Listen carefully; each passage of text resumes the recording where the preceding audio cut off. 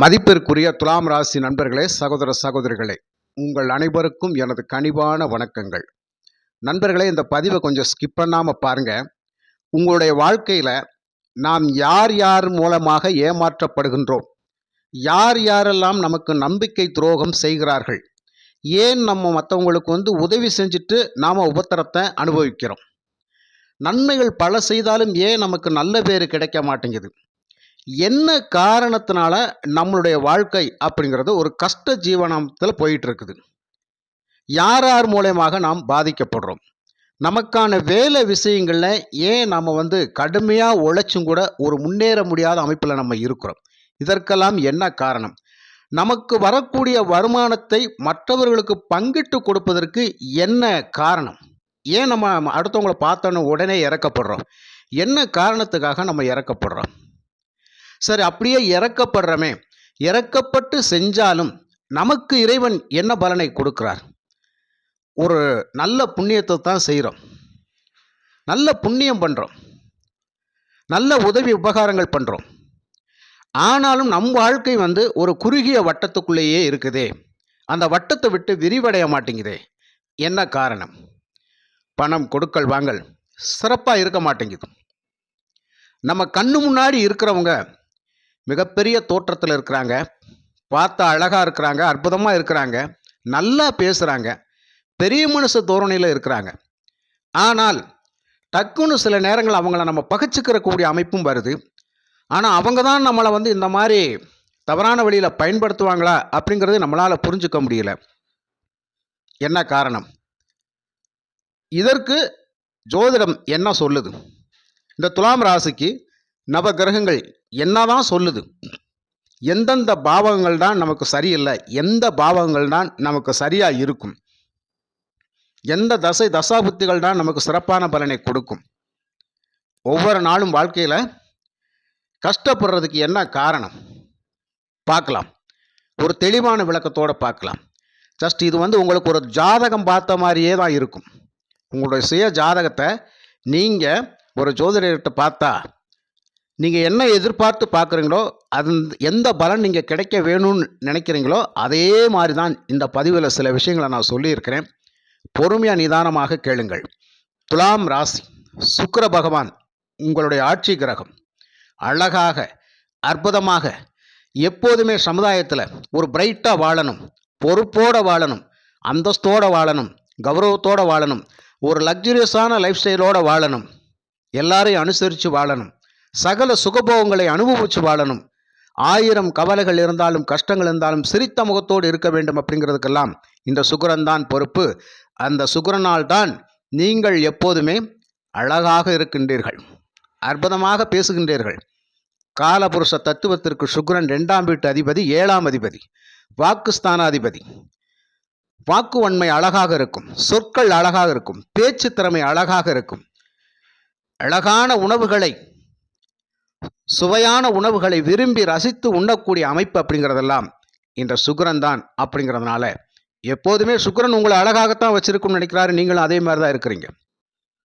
இது ஒரு சிறப்பான விஷயம் அல்லவா. இதே சுக்கிரன் உங்களுக்கு ராசிக்கு 6ஆம் இடத்தில் உச்சம் பெறுவார். 6ஆம் இடம் மீனத்தில் உச்சம் பெறுவார். உங்கள் சுக்கிரனே போய், உங்கள் ராசியாதிபதியே போய் 6ஆம் இடத்தில் மறைவு ஸ்தானம், அங்கே உச்சம் பெறுகிறார். இந்த 6ஆம் இடம்தான் நோய், எதிரி, கடன் அப்படிங்கிற அமைப்பு. எதிரிகள் எப்படி நமக்கு உருவாகுறாங்க, எப்படி சூழ்ச்சி தந்திரத்தோடு நம்மக்கிட்ட அணுகிறாங்க, வர்றாங்க, போகிறாங்க, நம்ம அவங்கக்கிட்ட எப்படி பழகிறோம், என்ன தேவைக்காக பழகிறோம், அவங்க நம்மக்கிட்ட என்ன தேவைக்காக பழகிறோம், என்ன வேலை செய்கிறோம், எங்கே போய் வேலை செய்கிறோம், எப்படி உழைச்சி சம்பாதிக்கிறோம், எப்படி வாழணும்னு ஆசைப்படுறோம், இது எல்லாமே அந்த 6ஆம் இடம். இந்த 6ஆம் இடத்துக்கு யார் ஐயா பொறுப்பு? குரு பகவான். குரு பகவான் யார்? சமுதாயத்தில் பெரிய மனிதர்கள், நல்ல தோரணையில் இருக்கக்கூடியவர்கள், ஒழுக்கம் நீதி நெறியாக வாழக்கூடியவர்கள், இவர்களுக்கெல்லாம் குரு பகவான் பொறுப்பேற்று வருகின்றார். ஆனால் அவரே 6ஆம் அதிபதியாச்சே. அப்படி என்றால் நாம் யாரை பகைத்து கொள்வோம், யார் நமக்கு எதிரியாக இருப்பார்கள் அப்படிங்கிற இந்த இடத்துல உங்களால் புரிஞ்சுக்க முடியாது. ஒரே கன்ஃபியூஷாக இருக்கும். இந்த சுக்கிரன் இந்த இடத்துல போய் உச்சம் பெறார், நீங்களும் அந்த இடத்துல போர்ஸாக இருப்பீங்க, அந்த இடத்துல அவங்களும் உங்களை நெருங்கி அழகாக உங்களோட பழகுவாங்க, எந்த நேரத்தில் என்ன நடக்குதுன்னு தெரியாது. இதைத்தான் நீங்கள் கண்டுபிடிக்கவே முடியாது. ஒரு நபர் உங்ககிட்ட அழகாக அற்புதமாக பேசி ஒரு நல்ல தோரணையில் நல்ல மனப்பக்குவத்தோடு நல்லா பேசிக்கிட்டு இருப்பார். உங்களுக்கு அவரை பார்த்தா ஒரு தவறான எண்ணமே உங்களுக்கு தோணாது. அவரை ஒரு தப்பு கணக்கு போட முடியாது. அவங்க மேலே ஒரு நம்பிக்கை வந்துடும். அவங்க மேலே பார்த்தவொன்னே ஒரு நம்பிக்கை வந்துடும், ஒரு கருணை வந்துடும், அன்பு பாசம் தன்னால் வந்துடும். அங்கே தான் இங்கே சுக்கிரன் உச்சம் பெறாரு. அங்கே தான் போய் நீங்கள் இருக்கிறீங்க. இந்த இடத்துல உங்களையும் நல்லா காட்டிக்கிறீங்க, உங்களோட பழகிறவங்களும் நல்லா பவர்ஃபுல்லாக காட்டிக்கிறாங்க. இந்த ரெண்டுமே அங்கே ஜாயிண்ட் ஆகுது. ஆனாலும் சூழ்ச்சி தந்திரத்தோடு இருக்கக்கூடிய இடம் 6ஆம் இடம். அந்த இடத்துல அவங்களை நீங்கள் புரிஞ்சுக்க முடியாது. ஆனால் அவர்கள் உங்களை புரிந்து கொள்வார்கள். ஆகா, இந்த ஆள் இந்த பர்சன் நம்ம என்ன சொன்னாலும் கேட்கக்கூடிய அமைப்பில் இருக்கிறாங்க. இவங்களுக்கு தேவை என்ன? ஒரு ஆடம்பரமான வாழ்க்கை அப்படிங்கிறதுலையும் அழகாக வாழக்கூடியது அப்படிங்கிறதும் வாழ்க்கையை வாழ்ந்து அனுபவிக்க வேண்டும் அப்படின்னு சொல்லி ஜாலியாக நல்லா இருக்கிறாங்க அப்படிங்கிறத புரிஞ்சுக்கிடுவாங்க. எப்படி? உங்களை அந்த மாதிரி ஒரு எண்ணத்தில் புரிஞ்சுக்கிடுவாங்க. நீங்கள் என்ன பண்ணுவீங்க? நீங்களும் க்ளோஸாக பழகுவீங்க, அவங்களும் க்ளோஸாக பழகுவாங்க. தக்க தருணத்தில் எந்த இடத்தில் உங்ககிட்ட ஒரு விஷயத்தை அடைய முடியுமோ அப்படியே கரெக்டாக அடைஞ்சிட்டு அந்த நபர் அழகாக உங்களை விட்டு போயிடுவார். இதுதான் 6ஆம் இடம். நல்ல மனித தோரணையில் பழகிட்டு உங்களுடைய சுச்சுவேஷன் எல்லாம் புரிஞ்சுக்கிட்டு உங்களுடைய எதிர்பார்ப்புகள் எல்லாம் தெரிஞ்சுக்கிட்டு உங்களோட பழகி கரெக்டாக எந்த எதிர்பார்ப்பு எப்படி இருக்குன்னு தெரிஞ்சுக்கிட்டு எந்த பாயிண்ட்டை டச் பண்ணால் இது நமக்கு செட் ஆகும், இவங்ககிட்ட என்ன கேட்டால் கிடைக்கும், கேட்டால் கிடைக்குமா, பணம் கேட்டால் கிடைக்குமா, உதவி கேட்டால் கிடைக்குமா, ஏன் உழைப்பை கூட பகிர்ந்து கொடுக்கக்கூடிய அமைப்பு. நான் ஒரு இடத்துல வேலை செய்கிறேன், எனக்கு சம்பளம் 40,000 கொடுக்குறாங்க, நான் உனக்கு அந்த இடத்துல உனக்கு ஒரு வேலை வாங்கி தரேன், கூட்டிகிட்டு போயிடுவீங்க, சேர்த்து விட்டுருவீங்க. அங்கே தான் பிரச்சனையே ஆரம்பமாகும். கடைசியில் என்ன ஆகும்? உங்ககிட்ட அந்த வேலையிலும் சம்பளத்தை வாங்கிட்டு உங்ககிட்டையும் சில உதவிகளை வாங்கிக்கிட்டு ஒரு குறிப்பிட்ட நாட்களுக்கு அப்புறம் அந்த இடத்துலேருந்து அவங்க ரிலீஃப் ஆகி போயிடுவாங்க. நீங்கள் கொடுத்த பணத்தை அவர்கிட்ட வாங்குறதுக்கு படாத பாடுபடணும். இது எப்படி வாங்குவார்கள்? எப்படி வாங்குவாங்க? அவங்களுக்கு ஏதோ ஒரு தேவை இருக்கிற மாதிரி காட்டி வாங்குவாங்க. அவங்க தேவையை பூர்த்தி பண்ணுறதுக்கு உங்கள்கிட்ட எப்படின்னாலும் பேசி வாங்கிடுவாங்க, நம்பி கொடுத்துருவீங்க. ஆனால் கொடுத்த பணம் கைக்கு வருமா? வரவே வராது. இந்த இடத்தில் நாம் ஏமாற்றப்படுகின்றோம். அப்போ எதிரி எப்படி வரார் பார்த்தீங்களா? இப்படித்தான் வருவார், இப்படித்தான் வருவாங்க. இந்த இடத்துல நீங்கள் அப்படி தான் ஏமாறுவீங்க. கஷ்டப்பட்டு உழைக்கக்கூடிய இடம் 6ஆம் இடம். உங்களுடைய ராசியாதிபதி சுக்கிரன் 6இல் தான் மீனத்தில் உச்சம் பெறுகிறார் இல்லையா? கஷ்டப்பட்டு உழைச்சிங்க, கடுமையாக உழைச்சி வேர்வை செய்து உழைச்சி நைட்டும் பகலும் கூட வேலை செஞ்சு பாடுபட்டு அந்த பணம் யாருக்கு போகுது பார்த்தீங்களா? இந்த இடத்துல ஏன் அந்த நம்பிக்கை அப்படி ஆகுது? நீங்கள் வச்ச நம்பிக்கை ஏன் பாழ்பட்டு போகுது? உங்களால் அவர்களை புரிந்து கொள்ள முடியாது. நீங்கள் தான் வெளுத்ததெல்லாம் பால்னு நினைக்கக்கூடிய அமைப்பு தான் இந்த 6ஆம் இடத்துல போய் சுக்கிரன் இருப்பது. இந்த இடத்துல நம்ம தேவையும் பூர்த்தி ஆகணும் இல்லையா? அப்போ அவங்கள வச்சு ஏதோ நம்ம காரியம் சாதிக்க போகிற மாதிரி நம்ம நினச்சிக்கிட்டு இருப்போம். ஆனால் ஒரு காரியம் நம்மளால் சாதிக்க முடியாது. உங்கள் வாழ்க்கையில் நீங்கள் நினச்சி பாருங்கள், யாரையாவது வச்சு ஒரு காரியம் சாதிக்கலாம்னு நினச்சிருப்பேன், ஆனால் உங்களால் அவர்களுக்கு ஒரு காரியம் சாதிக்க முடியாது, சக்ஸஸ் ஆகாது. ஆனால் உங்களால் அவர்களுக்கு காரியம் எல்லாமே சக்ஸஸ் ஆகிட்டுருக்கும். வேலை வாங்கி கொடுப்பீங்க, பண உதவி செய்வீங்க, சப்போர்ட் போவீங்க, அவங்க கஷ்டத்தில் பங்கெடுத்துக்குறீங்க. இந்த 6ஆம் இடம்தான் உறவுகள். இந்த 6ஆம் இடம்தான் உறவுகள். இந்த உறவுகள் விஷயத்தில் நிறைய ஏமாற்றங்களை சந்திப்பதும் இந்த இடம்தான். புரியுதுங்களா சாமி? உறவுகள் விஷயத்தில் நிறைய ஏமாற்றங்களை சந்திப்பதும் இங்கே தான். அருமையாக பேசுவார்கள், அற்புதமாக பேசுவார்கள், நல்லா பழகுவார்கள். இந்த பழக்க வழக்கம் அப்படிங்கிறது இங்கே மயங்கி விழுகக்கூடிய அமைப்பில் இருக்கும். பழகிவிட்டு என்ன செய்வார்கள்? பணம் பொருளைத்தான் பறிப்பார்கள். அதாவது இந்த 6ஆம் இடம் குருபவனுடைய வீடு அப்படிங்கிறனால தங்க ஆபரணங்கள் உங்கள் வாழ்க்கையில் நீங்கள் நிறைய விஷயங்கள் நடந்திருக்கும். துலாம் ராசி நண்பர்கள், கையில் காசே இருக்காது. நீங்கள் ஒரு தங்க செயின் போட்டிருப்பீங்க, ஒரு மோதிரம் போட்டிருப்பீங்க, உங்கள்கிட்ட நகை ஆபரணங்கள் இருக்கும். ஆனால் உதவி கேட்பவர் கட்டாயம் கேட்பார், இந்த இடத்துல பணம் இருக்காது, வா என் நகையை வச்சு தாரேன், பணம் காலகாலத்தில் கூட நான் திருப்பிக்கிறேன்ருவாங்க. நகையை வச்சு கூட கொடுத்துருவீங்க. டக்குன்னு மோதிரத்தை கழட்டி கொடுத்துருவீங்க. ஐயா இந்த அடமானம் வச்சு உன் வேலையை பாரு, எனக்கு சீக்கிரமாக திருப்பி கொடுத்துரும். இந்த செயினை கழட்டு தாரேன், நீ அடமானம் வச்சுக்க, உன்னுடைய வேலையை பாரு, உன்னுடைய பிரச்சனையை சால்வ் பண்ணு, எனக்கு திருப்பி கொடுத்துரு. சொல்கிறீங்களா? சொல்கிறீங்க ஐயா. நிறைய பேர் சொல்லியிருப்பீங்க. இப்படி எல்லாத்தையும் இழக்க வைக்கிற இந்த 6ஆம் இடத்து குரு தான். 6ஆம் இடத்துல இருக்கக்கூடிய குருபன், அங்கே தானே உங்கள் ராசி அதிபதி சுக்கிரன் உச்சம் பெறார். அப்போ இந்த விஷயங்கள் எல்லாமே நகை ஆபரணங்களை கூட கட்டாயம் இழந்துருவீங்க. கடைசியில் ஒரு குண்டுமணி தங்கத்தை கூட உங்களால் அனுபவிக்க முடியாத கட்டத்துக்கு சில பேர் வந்துடுவீங்க. இதுக்கெல்லாம் உங்கள் உடனிருப்பவர்கள் ஒரு காரணமாக இருப்பாங்க. காரணம், தான் வாழ்ந்து மற்றவர்களை வாழ வைக்கணும்னு நினைக்கிற அமைப்பு அப்படின்னு நீங்கள் நினைக்கிறீங்க. நாம் எப்படி சந்தோஷமாக இருக்கிறோமோ அதேமாரி அவங்க சந்தோஷமாக இருக்கட்டும் அப்படின்னு நினைக்கிறது, அதுதான் சுக்கிரன். நாம் எப்படி அழகாக அற்புதமாக வாழ்க்கையை வாழணும்னு நினைக்கிறோமோ அதே மாதிரி அவர்களும் வாழட்டும்னு நினைக்கிறது தான். அதனால்தான் அசுரகுரு என்று சொல்லக்கூடிய சுக்கிரனுக்கு தேவகுரு என்று சொல்லக்கூடிய குருபவனுடைய வீடு எதிரியாக வருது. அதனால் இந்த இடத்துல நாம் தோல்விகளை நிறைய சந்திக்கிறோம். புரியுங்களா நண்பர்களே? இதனால் தான் துலாம் ராசி நண்பர்கள் பல விஷயங்களில் நீங்கள் இழப்பீடுகளை சந்திக்கிறீங்க. என்ன காரணம்? உங்களால் அவர்களை புரிந்து கொள்ள முடியாத அளவுக்கு அவர்கள் இருப்பார்கள். நீங்கள் அவங்கள பற்றி டக்குன்னு புரிஞ்சுக்கிறக்கூடாது, அவங்க ரகசியங்களை நீங்கள் தெரிஞ்சுக்கூடாது, மறைச்சிக்கிட்டே பேசுவாங்க. நீங்கள் உள்ள போய் பார்க்க முடியுமா, விசாரிக்க முடியுமா? உங்களால் முடியாது. இது துலாம் ராசிக்கு எழுதப்பட்ட விதியாகி விடுகிறது. அதனால் இந்த பதிவில் நான் என்ன சொல்ல வரேன்னா, முடிஞ்ச வரைக்கும் தெரிஞ்சுக்க முயற்சி பண்ணுங்க. யார் எப்படி என்ன என்றதை புரிஞ்சுக்க முயற்சி பண்ணுங்க. அப்படி பண்ணிட்டீங்கன்னா உங்கள் வாழ்க்கை கண்டிப்பாக ஒருபோதும் தோற்காது. புரியுதுங்களா? இதுதான் விஷயம். சில நேரங்கள் உங்களுக்கு நீங்களே எதிரியாக மாற வேண்டிய கட்டாயத்துக்கு வந்துடுறோம். அதுக்கப்புறம் தான் உணர்வீங்க. அதுக்கப்புறம் தான் உங்களையே திட்டுவீங்க. அதுக்கப்புறம் திட்டி என்ன பிரயோஜனம்? அதே மாதிரி உங்கள் ராசிக்கு 8ஆம் அதிபதி சுக்கிரன் தான். 8ஆம் அதிபதியே 6ல் இருக்கிறார். நஷ்டத்துக்கு மேலே நஷ்டம் ஐயா. கௌரவம் அந்தஸ்து போய் கண்ணீர் வடித்து நிறைய அவமானங்களை கொடுப்பதும் இந்த சுக்கிரன் தான். அப்போ உங்கள் ராசி அதிபதி 8க்கு பொறுப்பானவர், அவரே போய் 6ல் இருக்கிறார். கஷ்டப்பட்டு உழைச்சி நஷ்டத்தை தான் சந்திக்கிறோம். இந்த மாதிரியான விஷயங்கள் எல்லாம் நடந்துவிடும். புரியுதுங்களா? 5ஆம் அதிபதி என்று சொல்லுங்கள், 4ஆம் அதிபதி 5ஆம் அதிபதி என்று சொல்லக்கூடிய சனி பகவான் உங்கள் ராசியில் தான் உச்சம் பெறுவார். சனி பகவான் துலாத்தில் தான் உச்சம் பெறுவார். கடுமையான உழைப்பாளிகள், வாழ்க்கையில் எதையோ ஒரு இதை அடையிறதுக்காக போராடிக்கிட்டே இருப்பாங்க.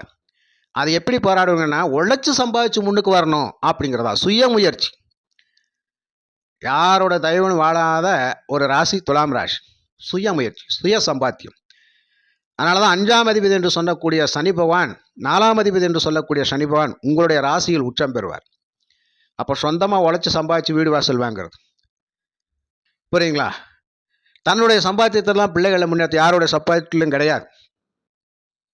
அப்போ நீதியின் வழியாக இருக்கக்கூடியவர் சனி பகவான் நீதிமான், அவர் தான் உச்சம் பெறார் உங்கள் ராசியில். நீதியாக, நேர்மையாக, நாணயமாக, நம்பிக்கையாக வாழ்ந்து கடக்கக்கூடியவர்கள் துலாம் ராசி நண்பர்கள் அப்படிங்கிறது 100க்கு 100% உண்மை. ஆனால் இங்கே நீதியாக, நேர்மையாக, நாணயமாக, நம்பிக்கையாக நாம் வாழ்கிறோம். கண்டிப்பாக இதே சனி பகவான் 7ஆம் இடத்தில் நீச்சம் பெறுவார். நண்பர்கள் தான் உங்களுக்கு துரோகம் செய்வார்கள். உங்களுக்கு அதிகமாக நண்பர்கள் துரோகம், அந்த இடத்துல நீங்கள் ஏமாற்றப்பட்டுருவீங்க. ஏன்னா 5ஆம் இடம் உங்களுடைய மனம், சிந்தனை. அந்த அதிபதி சனி பகவான் போய் 7ல் நீச்சம் பெறுறார் மேஷத்தில். என்ன ஆகும்? அந்த இடத்துல நம்ம மைண்டு வேலை செய்யாது. அதுக்கப்புறம் பார்த்தீங்கன்னா பாக்கியாதிபதி என்று சொல்லக்கூடிய புதன், சகல பாக்கியங்கள் அனுபவிச்சு வாழக்கூடிய புதன், அவரே உங்களுக்கு 12ஆம் அதிபதியாக அவரே இந்த துலாம் ராசிக்கு 6ஆம் இடம் குருவாருடைய வீட்டில் தான் மறைவார். கண்டிப்பாக சகல பாக்கியங்கள் அனுபவிக்கணும், தந்தை வழி சொத்துக்கள் மூலமாக நல்லதொரு ஆதாயத்தை பெறணும், அப்படி இப்படி என்னதான் இருந்தாலும் அந்த சொத்துக்கள் மூலமாக சில பேருக்கு லாபமே அனுபவிக்க முடியாது. எல்லாமே விரயம்தான், எல்லாமே விரயம்தான். அப்போ இந்த இடத்துல அவங்க மூலயமா ஒரு புண்ணியத்தை தேட வேண்டியது இருக்கா? இருந்தாலும் இந்த துலாம் ராசி நண்பர்கள் அந்த தந்தையினுடைய சொத்துக்களை அனுபவிக்க முடியாத கட்டாயத்தில் இவங்களுடைய சகோதரர்கள் யாராவது அடிச்சுட்டு போயிடுவாங்க. கிடைக்கும், இருந்தாலும் வச்சு பிழைக்க முடியாது. இப்படியெல்லாம் கஷ்டப்பட்டுட்டு இருப்பீங்க. எப்போதுமே துலாம் ராசிக்கு சொந்த தொழில் பண்ணணும், அடுத்தவங்கள்ட்ட வேலைக்கு போகக்கூடாதுன்னு வைராக்கியமாக இருப்பீங்க. ஆனால் சொந்த தொழில் பல பேருக்கு செட் ஆகாது, வேலைக்கு தான் போக வேண்டிய கட்டாயம் இருக்குது. ஏன் ஐயா? சந்திரன் தான் உங்களுடைய ராசியில் இருப்பார் துலாத்தில், 10ஆம் அதிபதி. இவர் எப்போவுமே துரிதமாக செயல்படாது, துருதுன்னு ஓடி ஆடி வேலை செஞ்சு எப்போவுமே ஓய்வு இல்லாமல். ஐயா, எவ்வளவு உடல் பாரம், மனப்பாரம், எவ்வளவு நம்ம ஒரு கஷ்டத்தில் இருந்தாலும் வேலையை நிப்பாட்டவே மாட்டோம். வேலைக்கு போயிட்டே தான் இருப்போம். ஓய்வெடுக்கவே மாட்டோம். ஏன்னா சந்திரன் துரித கிரகம். அதனால தான் அந்த துலாம் ராசி நண்பர்கள் வாழ்க்கையில் உழைச்சி அந்த சம்பாத்தியத்தை தேடி ஓடிக்கிட்டே இருப்பீங்க. உங்களால் ஓய்வு எடுக்க முடியாது. அந்த ஓய்வை சந்திரன் கொடுக்க மாட்டார். அதே சந்திரன் தான் 8ஆம் இடத்துல போய் உச்சம் பெறுவார். 10ஆம் அதிபதி 8ஆம் இடத்துல மறைவார், உச்சம் பெறுவார். அவ்வளவெல்லாம் கஷ்டப்பட்டாலும் கூட ஒரு கௌரவம் அந்தஸ்தை எட்டி பிடிக்கிறதுக்கு கஷ்டமாக தான் இருக்கும். நிச்சயமாக கஷ்டப்பட்டுட்டு தான் இருப்பீங்க. இவ்வளவு கஷ்டப்பட்டு வேலை செஞ்சு நைட்டும் பகலும் ஓடி ஆடி வேலை செஞ்சு ஒரு கௌரவமான வாழ்க்கை நம்மளால் வாழ முடியலையா? எல்லாமே நஷ்டமாகுதே. உழைச்சி சம்பாதிச்ச காசெல்லாம் வேஸ்ட்டாக தான் போகுது. தொழில் பண்ணி எல்லாத்தையுமே நஷ்டம்தான் ஆகுது. என்ன காரணம்? 10ஆம் அதிபதி 8ஆம் இடத்துல ரிஷபத்தில் உச்சம் பெறுவார். உங்கள் ராசியில் இருப்பார் சந்திரன். இப்படி ஒரு மாற்றங்களும் வந்துவிடும். 11ஆம் அதிபதி என்று சொல்லக்கூடிய சூரியன் லாபாதிபதி உங்களுக்கு. அவர் என்ன பண்ணுவார்? உங்கள் ராசியில் தான் நீச்சம் பெறுவார். அவர் 7ஆம் இடத்துல உச்சம் பெறுவார். இங்கே உங்ககிட்ட லாபத்தை அனுப்பியிருக்க நண்பர்கள் தான் எப்பவுமே வலிமையாக இருப்பாங்க. நீங்கள் ஒரு பலவீனமாக இருப்பீங்க. புரியுதுங்களா? பாதகாதிபதி சூரியன் அவர் உங்கள் ராசியில் நீச்சம் பெறுவார். சம்பாத்தியம் எல்லாமே இருக்கும். ஆனால் அந்த சம்பாத்தியங்கள் அப்படிங்கிறது ஆப்போசிட்டில் அவங்க அனுபவிக்கக்கூடிய தன்மையில் இருப்பாங்க. இவ்வளவு ஒரு சூட்சமமான ஒரு ராசி தான் துலாம் ராசி. கிரிட்டிக்கலாக இருக்கும் ஐயா. உங்ககிட்ட இருக்கிறவங்க எல்லாமே ஒரு கிரிட்டிக்கலாகவே இருப்பாங்க. உங்கள் வாழ்க்கையை நீங்கள் புரிஞ்சு கொள்ளவே முடியாது. அப்படி ஒரு அமைப்பில் இருக்கக்கூடிய ராசி தான் இந்த துலாம் ராசி நண்பர்கள் நீங்கள்.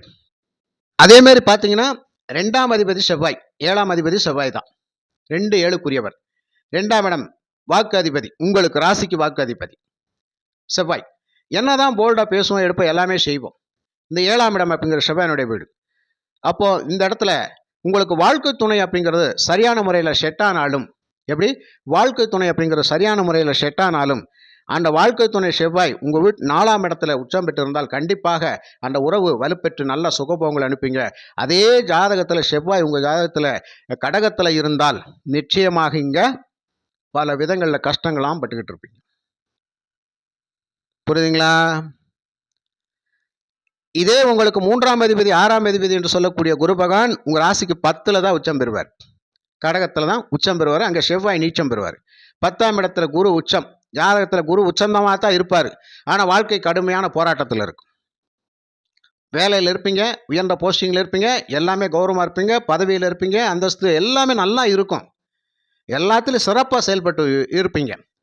அந்த சிறப்பாக செயல்பட்டு இருக்கிற போதெல்லாம் அங்கே ஏதாவது ஒரு பிரச்சனைகளை எதிர்கொண்டு உங்கள் முயற்சி முன்னேற்றங்களுக்கு தடையாகவே சில பேர் செயல்பட்டுக்கிட்டே இருப்பாங்க. அப்போ இதனால் தான் உங்கள் வாழ்க்கையில் இவ்வளவு பணம் பொருள் சம்பாதிச்சு நம்ம கையில் நிற்க மாட்டேங்குதே, நாம் அடுத்தவனை கொடுத்துட்டு உட்காந்துறோம், கொடுத்த பணத்தை வாங்க முடிய மாட்டேங்குதே, கேட்டால் பகைன்ற சுச்சுவேஷனில் வருது, இந்த வாரே அந்த வாரேன்னு சொல்லி ஏமாத்துறாங்களே, எங்கேயோ போய் மறைஞ்சிடுறாங்களே. இந்த நவீன காலம் செல்லை சுவிட்ச் ஆஃப் பண்ணிடுறாங்க, நம்பரை பிளாக் பண்ணிடுறாங்க, ஃபோன் போட்டால் எடுக்க மாட்டேன்றாங்க, பிஸி டோனில் ஃபோன் விட்டுறாங்க. அந்த மாதிரி வச்சுட்டு பேசாமல் இருந்துக்குருவாங்க. நீங்கள் போட்டு அழுத்தி பார்த்துட்டு மன அழுத்தத்தோடு தான் வாழ வேண்டிய கட்டாயத்தில் இருப்பீங்க. ஆக 6ஆம் அதிபதி 10ல் உச்சத்தில் இருந்தால் என்ன ஆகும்? கடினமாக உழைச்சிட்டு கடைசியில் நமக்கு அது ஒரு பிரயோஜனம் இல்லாமல் தான் இருக்கும். அப்போ இதையெல்லாம் ஏன் இந்த பதிவில் நான் சொல்கிறேன்னா, ஏன் நாங்கள் கஷ்டப்படுறோம், என்ன காரணத்தினால கஷ்டப்படுறோம், ஏன் இந்த துலாம் ராசியில் பிறந்து வாழ்க்கை அப்படிங்கிற மிகப்பெரிய போராட்டம் இருக்குன்னா, இந்த கிரக அமைப்புகள் இந்த ராசிக்கு இப்படித்தான் இருக்கின்றது. பொதுவாகவே இந்த அமைப்பு, இப்போ பொதுவாக இருக்கக்கூடிய இந்த அமைப்பில் சுய ஜாதகங்கள் ஜஸ்ட் வேற மாதிரி இருக்குது. ஏன்னா லக்னம் வேற மாதிரி இருக்கும். அதே மாதிரி உங்கள் திதிவார நட்சத்திரம் கரணம் நாமயோகம் வேற மாதிரி இருக்கும். அதை கொஞ்சம் தெளிவாக ஆய்வு பண்ணி நடக்கிற தசாபுத்திகளுக்கு என்ன பலன் அப்படிங்கிறத கரெக்டாக தெரிஞ்சுக்கிட்டு சரியான முறையில் பயணித்தால் கண்டிப்பாக வாழ்க்கை அப்படிங்கிறது மாறும். அப்போ சுய ஜாதகம் பர்ஃபெக்டாக வேலை செய்யும். அந்த சுய ஜாதகத்தை தெளிவாக பார்த்து ஆய்வு பண்ணி தெரிஞ்சுக்கோங்க நண்பர்களே. அப்படியெல்லாம் தெரிஞ்சுக்கிட்டிங்கன்னா கண்டிப்பாக நீங்கள் எவ்வளோ மன அழுத்தத்தில் இருந்தாலும் அது உங்களுக்கு வாழ வச்சிடும், மாற்று வழி கொடுக்கும். ஆக இந்த மாற்று வழியை தேடி நம்ம போகாத பட்சத்தில் கஷ்டப்பட்டுக்கிட்டே தான் இருப்போம். ராசி பலன் பார்த்து ஏமாற்றங்களை தான் சந்திச்சுக்கிட்டு இருப்போமே தவிர நல்லது நடந்த பாடாக இருக்காது. இதற்கு காரணம் உங்கள் ஜாதகத்தில் நடக்கக்கூடிய தசாபுத்திகள் முடிவு செய்யும். யோகாதிபதி அவயோகி யார் அப்படிங்கிறத தெரிஞ்சுக்கிறாம அடுத்தடுத்து நடக்கக்கூடிய தசாபுத்திகள் கஷ்டத்தை கொடுத்துக்கிட்டே இருக்கும். அதிலிருந்து மீண்டு வர்றதுக்கு வழி தெரியாமல் நம்ம கஷ்டப்பட்டுக்கிட்டு இருப்போம். ஆக பொதுவான ராசி பலன் அப்படிங்கிறது உங்களுக்கு செட் ஆகாது. கண்டிப்பாக சுய ஜாதகத்தையும் பாருங்கள். பல பேருக்கு செட் ஆகாது, சில பேருக்கு தான் செட் ஆகும். அது ரெண்டு மேட்சாக இருக்கிறவங்களுக்கு செட் ஆகும். அதனால் ராசி பலன் பார்த்துட்டு ஒன்றும் நடக்கவில்லை என்று சொல்கிறதுல எந்த ஒரு பிரயோஜனம் கிடையாது. ஆனால் கண்டிப்பாக ஜோதிட சாஸ்திரத்தை நம்புங்கள். சாஸ்திரம் ரொம்ப ரொம்ப வலிமையானது. அதை பகைக்காமல் பார்த்து கொள்பவர்களுக்கு அது ரொம்ப ரொம்ப பக்கபலமாக இருக்கும். அதன் வழியான செயல்பாடுகளை நாம் எடுக்கின்ற பொழுது கண்டிப்பாக வெற்றி பெறுவோம். ஜோதிடம் அப்படிங்கிறது உண்மை. உரைப்பவர்கள் வேண்டுமானால் வேறு எப்படி வேண்டுமானாலும் மாற்றி உரைக்கலாம். அதை உரைப்பவர்களும் சரியான முறையில் உரைத்து விட்டால், ட்ரீட்மெண்ட் கரெக்டாக கொடுத்துட்டோம்னா நோய் குணமாகும். தவறான ட்ரீட்மெண்ட் கொடுத்தா அது வேற மாதிரி ஆயிரும். ஆக இதைத்தான் நான் சொல்கிறேன். அப்போ சரியான வழிகாட்டு கைடு உங்களுக்கு கிடைச்சிருச்சுன்னா உங்கள் வாழ்க்கை நிச்சயமாக மாறும். ஒருவேளை உங்கள் ஜாதகத்தை என்கிட்ட பார்க்கணுன்னு விரும்புனீங்கனால் 93 639 79 179 இந்த நம்பருக்கு உங்கள் ஜாதகத்தை வாட்ஸ்அப் பண்ணுங்கள். தெளிவான பலன் பார்க்கலாம். மிக்க நன்றி.